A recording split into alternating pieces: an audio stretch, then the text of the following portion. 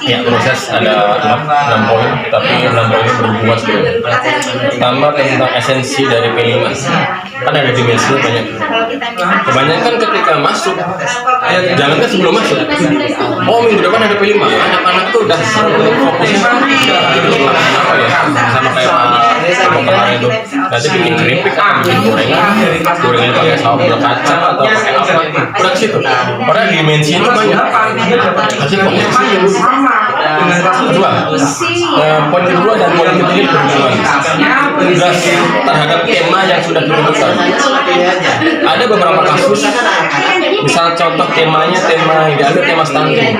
Nah, ini temanya stunting berarti guru-guru IPA, guru PJK, guru prakarya yang bisa ngajar itu, yang masuk dong itu memfasilitasi sebagai fasilitator nanti di kelas yang tema ngambil tentang stunting. Berarti mapel guru mapel yang lain nggak harus ada seperti itu. Nah, ketika perencanaannya di awal, penyusunan tema itu dipilih, tema itu direncanakan di awal.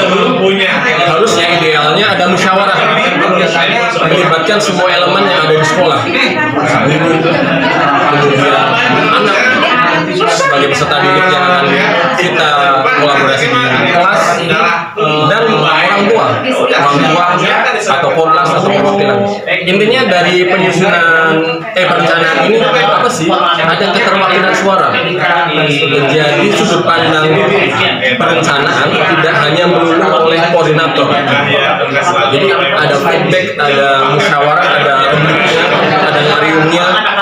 Contoh tema kan dari tim koordinator udah ada pilihan, sudah opsi tema ini dikembalikan ke anak.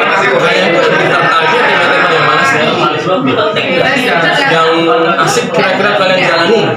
Dulu di SD udah dapat tema yang apa? Sekarang tuh di SMP SMP ini apa? Jadi biar paling awal anak tertarik. Kalau dari awal anak-anak udah blocking, tema apa sih? Enggak banget deh. Kan anak sekarang begitu ya. Aku lebih picky, lebih gitu. Kalau nggak sesuai dengan dia tuh kayak ogah-ogahan gitu. Kita menghindari itu sebisa mungkin, sedini mungkin dengan perencanaan yang musyawarah, yang ngariung, yang ngarembuk. Ditampung dulu aja. Ada keterwakilan dari suara dari anak-anak satu atau dua, entah itu anak MPK, perwakilan 7, 8, 9, orang tua dipilih atau ditunjuk, itu korlas atau apa dari komite. Jadi ada keterwakilan untuk membahas bersama. Kemudian penyusunan modul aja. Kebanyakan ujung tombaknya ke ketua lagi. Udah yang merencanakan ketua, yang bikin modul aja ketua. Guru-guru koordinatornya kan banyak lebih dari satu biasanya. Harusnya kan koordinator ngebantuin, fasilitator ngebantuin, semuanya juga ikut bantu. Biar apa? Penyusunan modul ajar ini semua elemen juga ikut membantu, atau keterwakilan ada yang ikut melihat, ikut membahas, biar pas pelaksanaan hari nggak tanya, Pak ini diapain?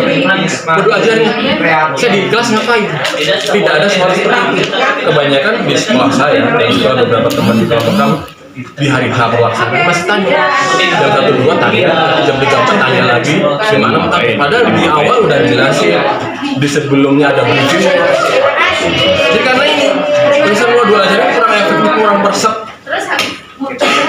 di elemen yang ada, terutama di guru-guru yang nanti memfasilitasi di kelas ya, untuk mencegah itu. Jadi semua elemen harus terlibat, paling nggak ada perwakilan ya, biar ada misalkan ada tipe juga bisa dibenerin.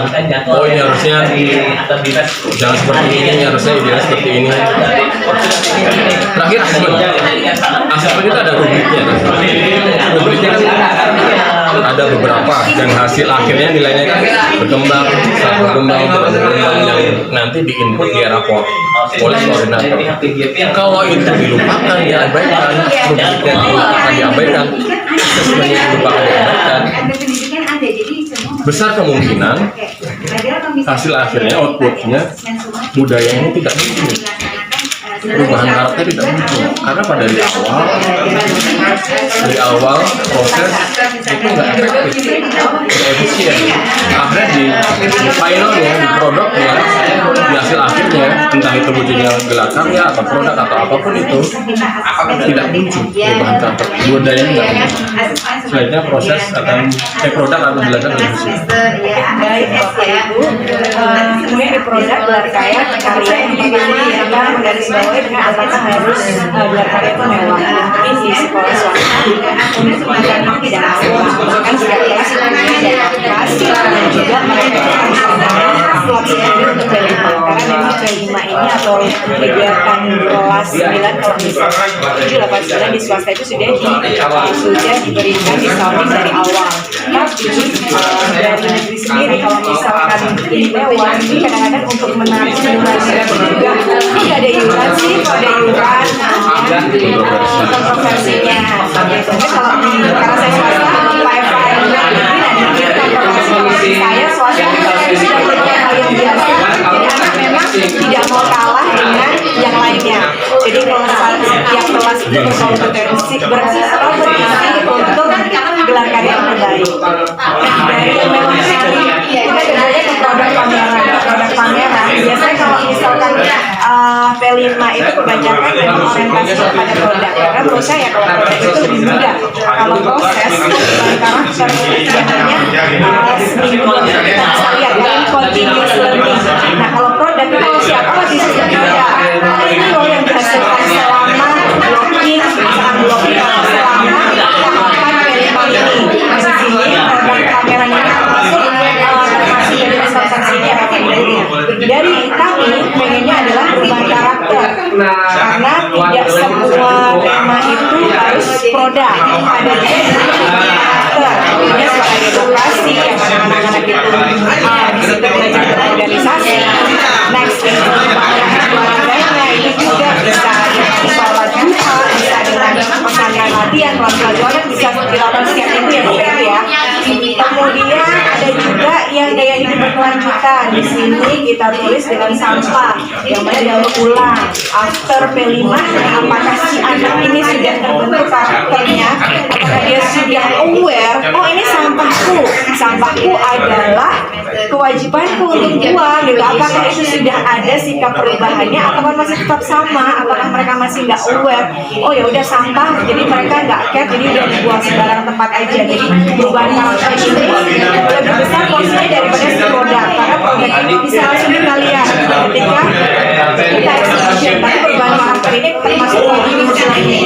Next ada juga basis saya dengan visi saya itu bahwa produk yang kami buat itu ada di berkaitan dengan teknologi, ada gapura itu menggunakan sensor gerak yang mana ketika kita masuk ke gapura itu nanti akan ada kejutan, itu ada air yang keluar. Itu yang pertama. Kemudian ada market perumahan, kemudian market sirkuit, ada sirkuit Mandalika, ada sirkuit Sentul yang mana itu size-nya besar Bapak Ibu, dan kami kesusahan untuk bagian nantinya setelah kejutan ini naruhnya di mana gitu, karena setiap kelas kami ada 2, setiap kelas itu ada 2 market, setiap kelas itu ada 2 produk, ada 3 juga, ada yang 3 produk juga, tergantung di kelas itu kesepakatannya mau dibagi 3 kelompok atau 2 kelompok. Dan produk ini nantinya kami juga akan pamerkan ketika mereka pelepasan atau wisuda. Jadi kami memang harus menyimpan ini si produk ini.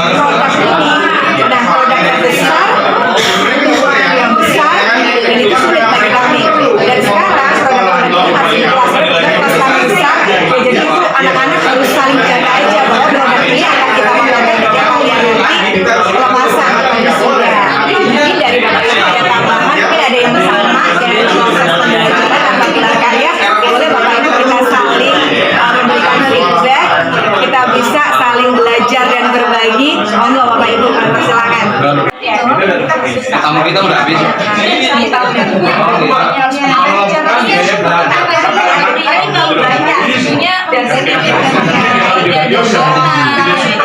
Harus sampai bertenda.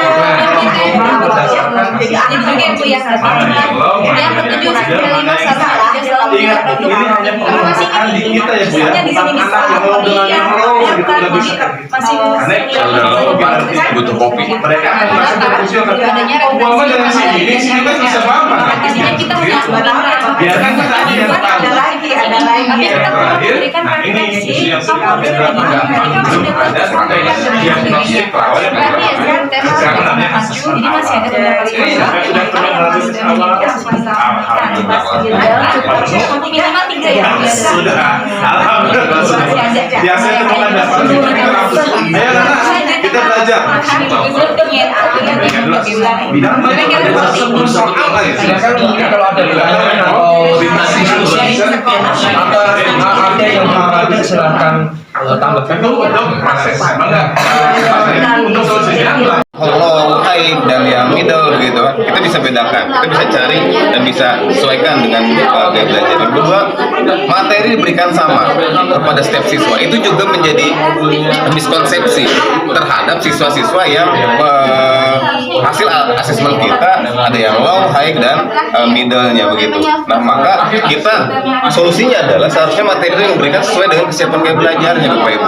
Kesiapan misal, saya ngajar seni musik misalkan. Di awal pembelajaran anak udah kasih pembelajaran notasi, padahal basically belum, tangga nada aja misalkan belum tahu, kita udah kasih notasi misalkan, kan itu kurang relevan ya, harus back to basic dulu. Maka kita perlu sesuaikan. Kemudian dengan gaya belajarnya pun tadi yang berkaitan auditori, visual, dan estetik gitu. Yang ketiga produk, silakan Pak. Baik Bapak Ibu, yang diferensiasi yang terakhir diferensiasi produk biasanya Bapak Ibu ya setelah prosesnya dibedakan, kontennya dibedakan, tapi produknya disamakan, itu yang kurang tepat. Contoh misalkan kata saya membuat makanan asli, membuat combro ada gitu ya Bapak Ibu ya. Kita bisa diferensiasikan itu dengan seperti apa? Membuat makanan berbahan dasar singkong. Nah, produknya bisa kita diferensiasikan misalkan kayak combro, kayak misro, terus juga getuk gitu. Kenapa seperti itu? Karena kembali lagi minat siswa dan kesiapan belajar siswa itu beda-beda Bapak Ibu. Misalkan di rumahnya nih dia senang makannya apa? Misalkan senang Pak, aku senangnya yang asin-asin, berarti dia senangnya bikin combro misalkan. Sedangkan Pak saya emang nggak suka yang asin, pengen yang manis, silakan buat misro seperti itu Pak.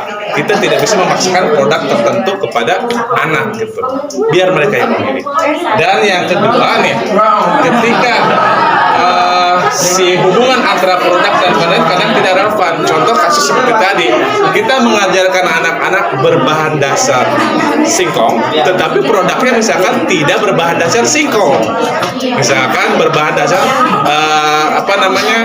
pisang seperti tadi, pepais. Nah itu tidak nyambung artinya antara si konten dengan produk.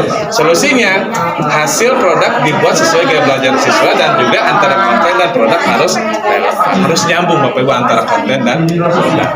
Seperti itu.